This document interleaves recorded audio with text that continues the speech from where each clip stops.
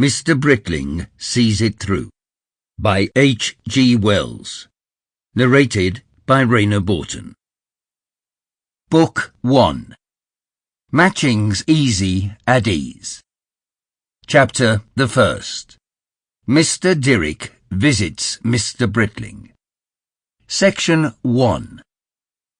It was the 6th day of Mr. Dirrick's first visit to England, and he was at his acutest perception of differences.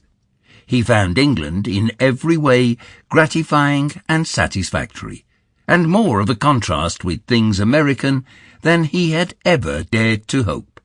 He had promised himself this visit for many years, but being of a sunny rather than energetic temperament, though he firmly believed himself to be a reservoir of clear-sighted American energy, he had allowed all sorts of things, and more particularly the uncertainties of Miss Mamie Nelson, to keep him back.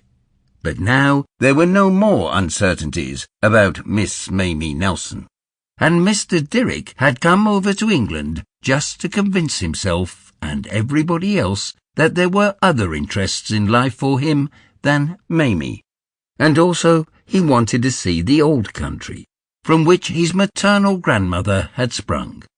Wasn't there even now in his bedroom in New York a watercolour of Market Saffron Church, where the dear old lady had been confirmed? And generally he wanted to see Europe, as an interesting sideshow to the excursion he hoped, in his capacity of the rather underworked and rather over-salaried secretary of the Massachusetts Society for the Study of Contemporary Thought, to discuss certain agreeable possibilities with Mr. Britling, who lived at Matching's Easy.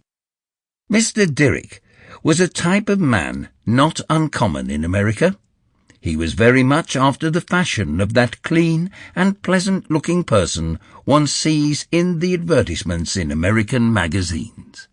That agreeable person who smiles and says, "Good, it's the Fizgig brand," or, "Yes, it's a Wilkins, and that's the best," or, "My shirt front never rucks, it's a Chesson."